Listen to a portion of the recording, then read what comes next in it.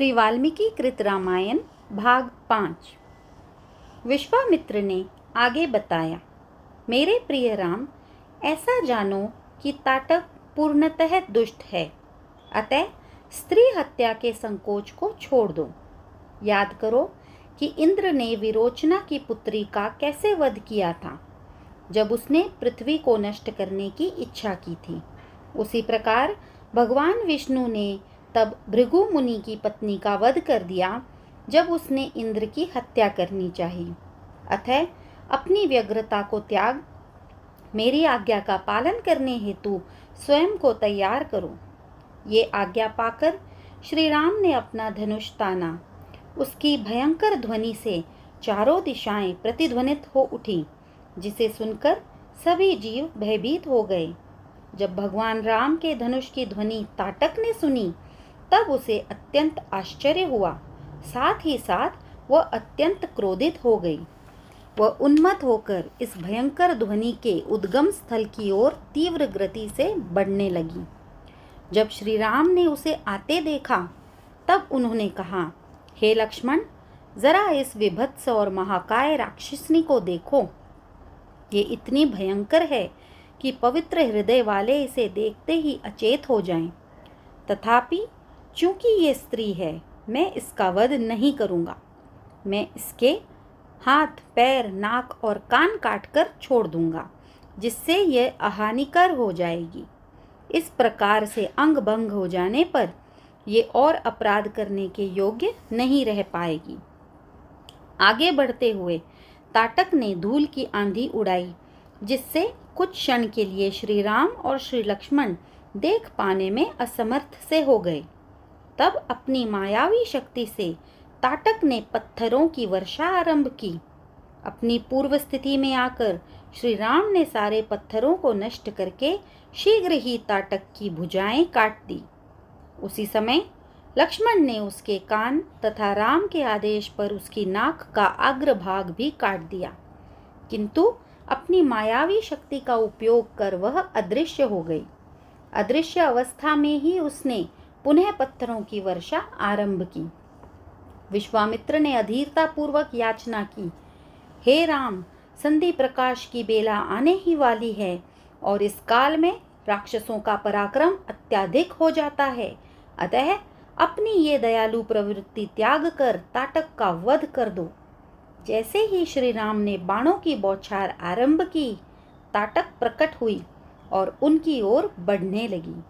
अविचलित श्री राम ने विशेष रूप से शक्तिशाली एक स्वर्ण बाण अपने तरकश से निकाला एवं उस राक्षसनी पर वार किया। तथापि ताटक इंद्र के वज्र की गति से आगे बढ़ी, किंतु श्री राम के एक ही उग्र बाण ने ताटक की छाती भेद दी, जिसके फलस्वरूप वह भयंकर ध्वनि के साथ भूमि पर गिरकर मर गई। स्वर्ग से देवतागण स्तुति और पुष्प वृष्टि करने लगे। गंधर्व और अप्सराएं गीत गाने लगे तथा आनंद विभोर होकर नृत्य करने लगे, और ऋषियों ने भगवान राम के पराक्रम की सराहना की। इंद्र सहित सभी देवता विश्वामित्र के पास एकांत में जाकर बोले, हे ऋषि, चूंकि श्री राम को हमारी ओर से एक महत्वपूर्ण कार्य संपादित करना है, अतः आप उन्हें अपने दिव्य अस्त्रों का ज्ञान प्रदान करें। ये कहकर देवता अंतर्ध्यान हो गए और विश्वामित्र, श्री राम और श्री लक्ष्मण ने वहां प्रसन्नतापूर्वक रात्रि व्यतीत की। अगली सुबह विश्वामित्र ने दिव्य अस्त्रों का पूर्ण ज्ञान श्री राम को प्रदान किया। जब श्री राम ने दिव्य अस्त्रों का मंत्र प्राप्त किया, तब मानव रूप में अस्त्र उनके सामने समक्ष प्रकट होकर बोले, हे राम, कृपया आज्ञा दीजिए, हम आपकी क्या सेवा कर सकते हैं। श्री राम ने उत्तर दिया, मेरा निवेदन है कि जब मैं आपका चिंतन करूं, तब आप सभी मेरे समक्ष प्रकट हो जाएं। ये आज्ञा पाकर अस्त्र अदृश्य हो गए। विश्वामित्र भी राम और लक्ष्मण अपनी आगे की यात्रा पर चल दिए। अंत में जब वे विश्वामित्र के आश्रम, जो सिद्धाश्रम कहलाता था, के निकट पहुँचे, तब राम ने ऋषि से उस पवित्र स्थान के विषय में जिज्ञासा की। तब विश्वामित्र ने बताया, सिद्धाश्रम पहले भगवान वामन का निवास स्थान था, जो सैकड़ों युगों तक यहाँ रहे। एक बार देवतागण भगवान वामन से मिलने आए और उन्होंने उनसे यज्ञ संपादन के कार्य में संलग्न महाराज बलि से मिलने की याचना की। चूंकि असुरों के राजा ने तीनों लोकों पर विजय प्राप्त कर ली थी, अतः देवताओं ने भगवान वामन से उसका राज्य भिक्षा में मांग लेने की याचना की। उसी समय कश्यप भी सिद्धाश्रम पहुंचे और उन्होंने भगवान वामन से अपने पुत्र के रूप में अवतरित होने के लिए भक्ति पूर्वक प्रार्थना की। भगवान ने उनकी प्रार्थना स्वीकार की और अदिति तथा कश्यप के पुत्र के रूप में जन्म लेकर एक बौने ब्राह्मण का रूप धारण किया। इस प्रकार उन्होंने बलि महाराज से केवल 3 पग भूमि की याचना करके उनका पूरा राज्य ले लिया और देवताओं की इच्छा पूर्ण की। आश्रम पहुंचकर विश्वामित्र शीघ्र ही अपने यज्ञ कार्य में लग गए तथा राम और लक्ष्मण हाथ में धनुष लिए मारीच और सुबाहु के आने की प्रतीक्षा करने लगे। 6 दिवस तथा रात्रि तक दोनों भाई बिना सोए यज्ञ क्षेत्र की सुरक्षा करते रहे। फिर उस छठी रात्रि में जब सोमरस निकाला जाने वाला था, राक्षसों के आसन आगमन की सूचना देते हुए यज्ञ की अग्नि अकस्मात भड़क उठी। तत्पश्चात आकाश में एक भयानक गर्जना सुनाई दी। मारीच और सुबाहु अपने अनुयायियों के साथ बिना किसी पूर्व सूचना के अकस्मात आ धमके और यज्ञ की वेदी पर रक्त, मल, मांस और अन्य घृणित वस्तुओं की वर्षा होने लगी। तब भगवान राम ने लक्ष्मण से कहा, अपने अस्त्रों से मैं इन दुष्ट राक्षसों का दमन करूंगा, किंतु मैं इनका वध नहीं करूंगा, क्योंकि अभी इनका कुछ वर्षों का जीवन शेष है। राम ने एक शक्तिशाली अस्त्र छोड़ा जो मारीच की छाती में लगा, जिससे वो मरा नहीं परंतु 100 योजन दूर सागर के मध्य में गिर गया। फिर दूसरे बाण से राम ने सुबाहु की छाती बेध दी, जिससे वो धराशायी होकर भूमि पर गिर पड़ा। और तीसरा अस्त्र छोड़कर राम ने अन्य राक्षसों को भगा दिया। तत्पश्चात वो क्षेत्र पुनः शांत हो गया। सिद्धाश्रम में पहले निवास करने वाले समस्त ऋषि वापस लौट आए। उन्होंने इस आश्चर्यजनक कार्य को संपन्न करने के लिए भगवान राम की प्रशंसा की। उस दिन सायंकाल यज्ञ सफलतापूर्वक पूर्ण हुआ। रात्रि व्यतीत हो जाने पर राम ने ऋषियों के पास आकर पूछा, हे पूजनीय ब्राह्मणों, अब यह क्षेत्र राक्षसों द्वारा उत्पन्न उत्पात से मुक्त हो गया है। क्या मेरे योग्य कोई अन्य सेवा है? विश्वामित्र की आज्ञा से ऋषियों ने उत्तर दिया, हम राजा जनक द्वारा आयोजित एक महान यज्ञ में सम्मिलित होने के लिए मिथिला राज्य में जाने वाले हैं। हम आप दोनों भाइयों को हमारे साथ चलने की विनती करते हैं। यज्ञ क्षेत्र में एक आश्चर्यजनक धनुष रखा गया है, जो पूर्व काल में भगवान शिव द्वारा देवताओं को दिया गया था। तत्पश्चात देवताओं ने उसे मिथिला के भूतपूर्व राजा देवरात को प्रदान किया। ये दिव्य धनुष अतुलनीय रूप से शक्तिशाली है, यहाँ तक कि बड़े बड़े देवता भी उसे झुका नहीं सकते, फिर मनुष्यों का क्या कहना। ये धनुष दीर्घकाल से मिथिला में है और उसे वेदी पर पुष्पों, चंदन के लेप एवं अन्य पवित्र वस्तुओं से पूजा जाता है। राम ऋषियों के संग जाने के लिए तैयार हो गए और फिर एक विशाल दल ने प्रस्थान किया। साथ में महाराज जनक के यज्ञ हेतु आवश्यक सामग्रियों से भरे 100 रथ भी थे।